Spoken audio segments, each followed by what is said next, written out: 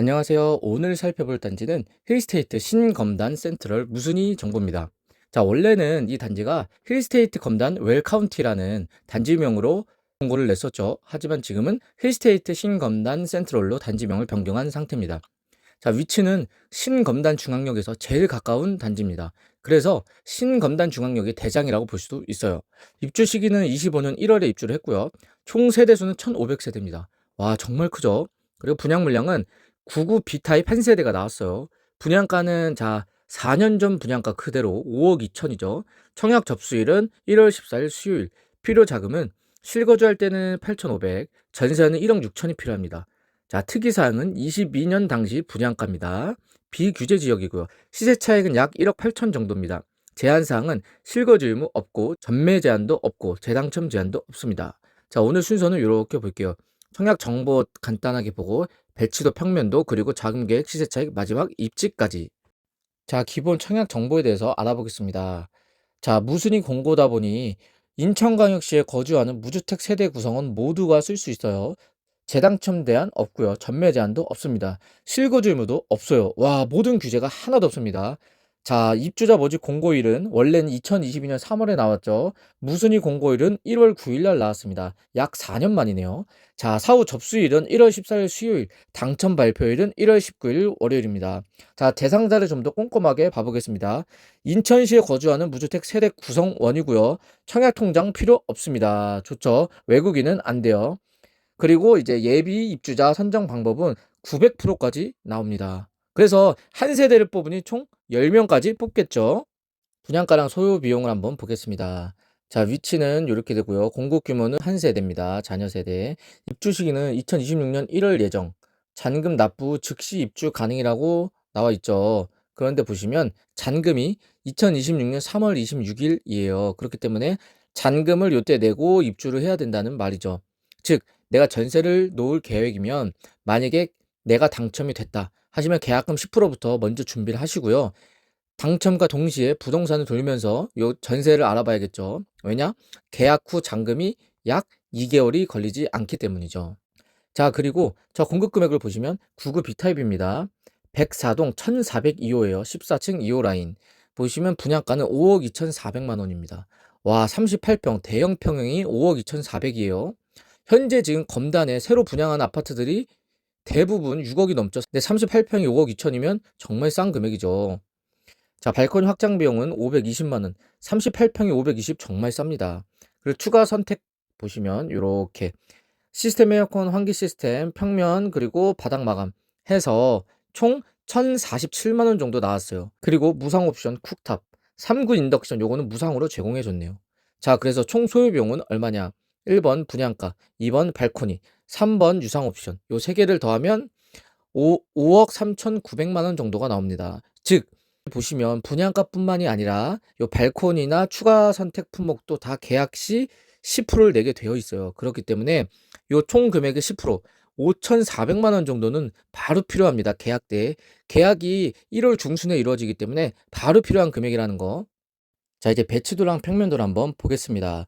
보시면 원래 모집 공고에는 104동 1402호로 되어 있는데 단지명을 변경하면서 단지 동도 4200으로 시작하죠. 아마 42단지라 그런 것 같습니다. 자, 4204동 1402호인데 4204동은 총 25층입니다. 25층 중에 14층이죠. 딱 중층이라고 보시면 돼요. 자, 4204동은 여기에 위치해 있죠. 여기에 2호면 여기입니다. 자, 여기 라인은 중층, 여기쯤 되겠죠. 자, 여기를 한번 확대해 보겠습니다. 확대해 보면 자, 남동향 단지 뷰가 나와요. 여기 보시면 딱 봐도 이렇게 남동향이 나오죠. 보시면 바로 앞에 4203동이 가리고 있고 그리고 4213동이 여기 시야에 가릴 것 같아요. 자, 보시면 우리 예측대로 4203동이 바로 앞을 가리죠. 그리고 저 멀리 4213동도 보이네요. 단지뷰라 좀 아쉽지만 그래도 중층 이상이다 보니 개방감은 좀 있습니다. 하늘도 잘 보이고요. 자, 그래도 이제 향을 봤으니 이제 평면도를 한번 봐보겠습니다. 평면도를 보시면 5베이 타워형입니다. 와, 보통 타워형은 2베이로 줬죠. 하지만 이거는 5베이입니다. 거실이 남동향이면 똑같이 모든 방이 남동향을 봅니다. 그래서 실예로 한강뷰 아파트를 5베이로 이렇게 짓는다 하면 거실에 한강뷰가 나오면 모든 방이 다 한강뷰가 나오게 되는 겁니다. 이처럼 지금 거실 뷰가 요렇게 단지 뷰가 나오죠. 그러면 모든 방도 요렇게 단지 뷰가 나온다고 보시면 될 것 같아요. 자, 그리고 보시면 정말 특이한 점이 있습니다. 타워형임에도 이렇게 마통풍이 가능해요. 보통 이 주방창이 안 뚫려 있죠. 그래서 주방창이 뚫려 있어서 마통풍이 가능해요. 그리고 거실 창을 보시면 양면 개방형입니다. 그래서 개방감이 정말 뛰어나겠죠. 그리고 여기가 다이닝 공간인데 다이닝 공간에도 이렇게 창이 뚫려 있어요. 그러다 보니 정말 시원시원한 뷰가 예상이 됩니다. 또 특이점을 살펴보겠습니다. 자, 현관을 보시면 현관이 정말 넓어요. 현관 팬트리도 여기 보이고 복도 팬트리도 보이고 수납 공간도 좋아 보이지만 일단 현관이 정말 넓은데 정말 특이한 점이, 자, 여기 쪽문이 있습니다. 여기 문으로 들어가면 다용도실로 연결이 돼요. 그리고 여기로 들어오면 일반 우리가 들어오는 세대로 들어오는 문이고요.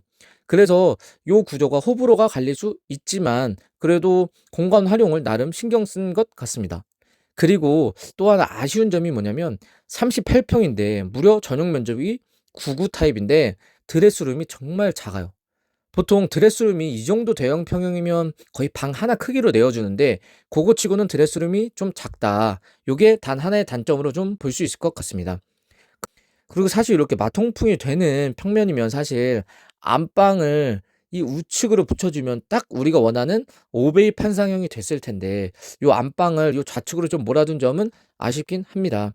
그래도 이 정도 평면이면 타워형 내에서도 정말 잘 뽑은 평면이라고 생각이 돼요. 작은 플랜을 한번 세워보겠습니다. 앞서서 총 소유비용이 5억 4천 정도라고 했었죠. 자, 실거주할 때랑 전세를 줄 때 두 가지로 나눠봅시다. 먼저 실거주할 때. 우리는 지금 주택담보대출을 받아야 되죠. 그런데 받을 때 분양가가 아닌 감정평가액의 70%로 나옵니다. 왜냐하면 아직 입주한 지가 얼마 안 돼서 주변 시세나 KB 시세가 없어요. 그렇기 때문에 감정평가액의 70%를 매겨야 돼요. 이 감정평가액은 은행이 자체적으로 매기는 금액입니다. 그래서 은행마다 감정평가액이 5천에서 1억 정도씩 차이가 엄청나요. 그래서 케이스 바이 케이스별로 한번 해봤습니다. 먼저 감정평가가 6억으로 됐을 시, 자 보면 6억이면 6억의 70% 4억 2천만 원이 나와요. 4억 2천만 원을 받으려면 연봉이 8천만 원 정도 돼야 됩니다. 이 8천만 원 기준은 금리 5%의 스트레스 DSR 적용했고요. 30년 만기 기준입니다. 이것도 좀 보수적으로 잡았죠. 금리를 5%로 잡았으니. 자, 아무튼 총 소요 비용 5억 4천에서 4억 2천 대출을 받으니 1억 2천만 원 정도가 필요하다. 이렇게 알아두시면 되고, 자, 감정평가액이 6억 5천이 나왔다 하면 여기 70%를 곱하면 4억 5천 5백이 나옵니다. 요 정도를 받으려면 연봉 8억 8천 정도가 필요하고요. 자, 5억 4천 소요 비용에서 대출 4억 5천 5백을 빼면 8,500만 원이 필요하다. 자, 제가 이렇게 가정을 한 건 물론 이렇게 나온다는 보장이 없어요. 하지만 여러분들께 말씀드리고 싶은 건 은행에서 이런 기준으로 감정평가를 하고 요 기준 대비 70%를 해주더라. 그리고 이 70%를 해주면 내 연봉이 대충 이 정도면 나오더라 라고 말씀드리는 겁니다. 그래서 꼭 이렇게 가는 건 아니고, 아, 이렇게 계산이 되는구나를 하고 보시면 될 것 같아요. 감정평가액이 우리 예상과는 다르게 5억 후반대가 나올 수가 있고요. 또 너무 잘 나와서 7억대가 나올 수도 있어요. 그래서 요거는 보수적으로 생각하시는 게 맞겠죠. 그래서 넉넉하게 자금은 1억 2천 이상을 가지고 지원하시는 게 좋을 것 같아요. 자, 그리고 두 번째, 전세를 줄 때 생각해 볼게요. 우리가 지금은 실거주 의무가 없어요. 그래서 전세를 줬다가 2년 후에 매도를 해도 양도세, 비과세예요. 왜냐? 여기는 비규제 지역이기 때문에. 그래서 전세를 주는 것도 정말 좋은 방법이 될 것 같아요. 자, 현재 입주를 한 아파트이기 때문에 전세 시세가 나와 있습니다. 보통 3억 7천에서 4억까지 요렇게 시세가 분포되어 있어요. 자, 그럼 우리는 38평 시세를 어느 정도로 잡을 거냐면 3억 8천 정도로 잡으려고요. 왜냐? 627 대책으로 소유권 이전 조건부 전세 대출이 나오지 않아요. 즉 5월 현찰 세입자를 구해야 돼요. 이 말은 뭐냐? 분양아파트 잔금을 저희처럼 전세 보증금으로 납부를 하려고 하면 들어오려는 세입자가 전세 대출을 받지 못합니다. 그렇기 때문에 올 현찰 세입자를 구해야 해서 전세 시세를 보수적으로 내놔야 돼요. 왜냐? 내가 돈이 있어도 웬만한 세입자들은 전세 대출을 받습니다. 왜냐하면 전세 대출 금리가 저렴하기 때문이죠. 그래서 올 현찰 세입자를 구하려면 전세 시세를 보수적으로 내놔야 되기 때문에 약 3억 8천 정도로 잡아봤습니다. 왜냐? 층도 좋고 동도 좋아서요. 그래서 소유비용 5억 4천 대비 3억 8천 전세를 빼면 1억 6천만 원 정도가 필요하다. 자, 여기서 유념할 거는 실거주할 때나 전세를 할 때나 계약금 10%인 5,400만 원 정도는 당장 계약 때 필요합니다. 즉 당첨 발표 후 2주 후가 계약입니다, 통상적으로. 그래서 당첨 발표가 나자마자 바로 계약금 10%를 준비하시고요. 부동산에 전화하셔서 전세를 구한다라고 바로 집을 내놓으십시오. 부동산에는 이렇게 무순위 당첨이 되어서 이러한 상황이다라고 말씀을 하시면 들어올 세입자에게도 이러한 상황을 전파를 해주겠죠. 그래서 적절한 시세에 전세를 잡아보시는 것도 정말 좋은 방법 같아요. 주변 38평, 43평 시세를 보면 아주 다양한 시설이 형성되어 있습니다. 신검단 중앙역은 아직 입주한 지 2년이 다 안 됐어요. 보통 2025년부터 입주를 했죠. 그러다 보니 입주한 지 2년이 되지 않았어요. 게다가 다 분양권 거래입니다. 분양권 거래는 특히 다운 거래 아니면 손피 거래를 하죠. 그렇기 때문에 올바른 시세라고 볼 수 없어요.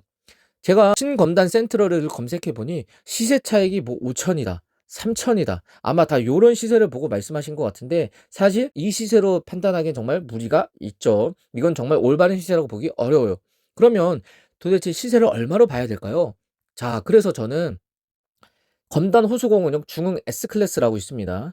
여기가 지금 한 2년 전에 분양을 했는데 보시면 33평 분양가가 6억 8천에 했어요. 그리고 44평은 7억 초반에 했습니다. 평균 경쟁률이 13대 1이고 현재 다 완판이 났어요.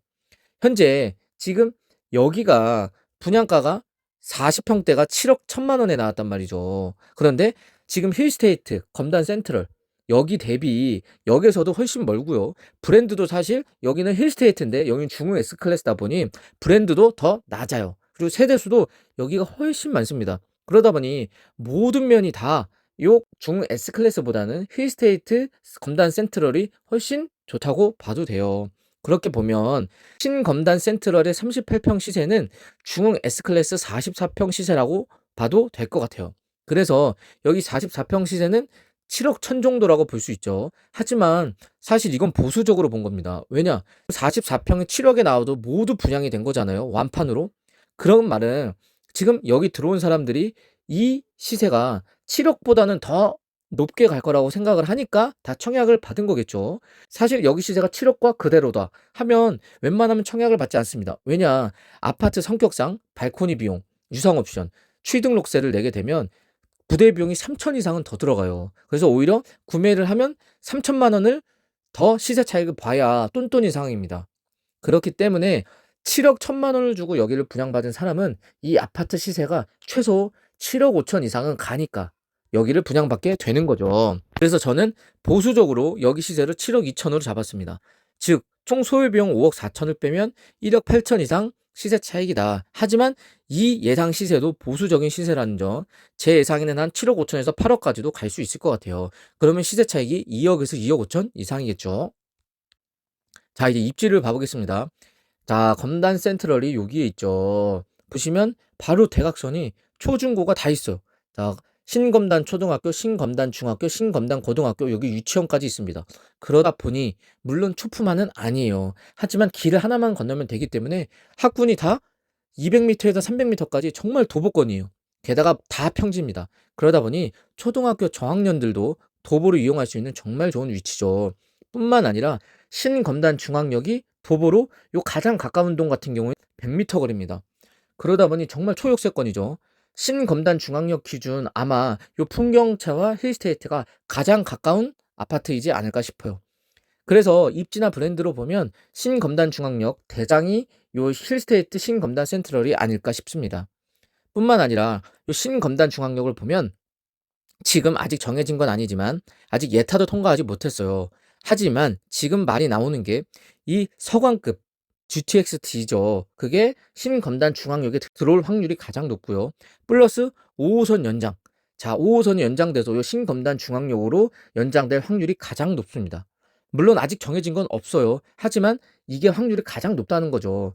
그래서 현재는 지금 아라역 중심으로 상권이 형성되고 벌써 거기는 입주가 거의 완료되었죠. 그래서 검단 신도시가 아라역 위주라고 보지만 향후 이 관심이 신검단 중앙역으로 돌아올 확률이 매우 높죠. 그리고 여기는 이제 입주를 시작하고 서강급이나 5호선이 들어오면 여기는 트리플 역세권이 되는 겁니다. 그래서 모든 상권이나 모든 단지들이 집중을 받을 확률이 매우 높아요. 이 신검단 중앙역의 대장인 힐스테이트 신검단 센트럴이 가장 돋보이는 이유가 바로 이겁니다. 뿐만 아니라 주변에 공원, 여울빛공원과 산들바람 공원, 그리고 신검단 중앙역 바로 앞에 있는 이러한 상권들, 그리고 단지 뒤에 있는 요 상권들까지도 도보로 이용할 수 있다는 게 정말 큰 장점 같아요. 마무리를 해보려 합니다. 와, 검단에 진짜 무순위 풍년입니다. 이렇게 무순위가 많이 나오다니요. 지금 한두 달 사이에 벌써 5개의 단지가 나온 것 같아요. 그것도 다 3, 4년 전 분양가로 나와서 모두 흥행을 했죠. 자, 2022년도 분양가로 나왔는데 이게 중요한 게 아닙니다. 실거주 의무가 필요가 없어요. 청약 통장도 필요가 없고, 특히 실거주 의무가 없어서 전세 2년 돌리고 바로 팔아도 돼요. 게다가 비규제 지역이기 때문에 거주를 하지 않고 보유만 하고 2년 후에 팔아도 양도세가 제로죠. 그렇기 때문에 이건 안 쓰면 바보입니다. 그래서 인천 거주 무주택자분들은 무조건 쓰시길. 자, 그래서 이렇게 힐스테이트 검단 웰카운티 분석을 맞춰보려고 합니다. 이 영상 유익하셨으면 구독과 좋아요 한번 부탁드립니다. 앞으로 또 유용한 청약 정보로 돌아오겠습니다. 감사합니다.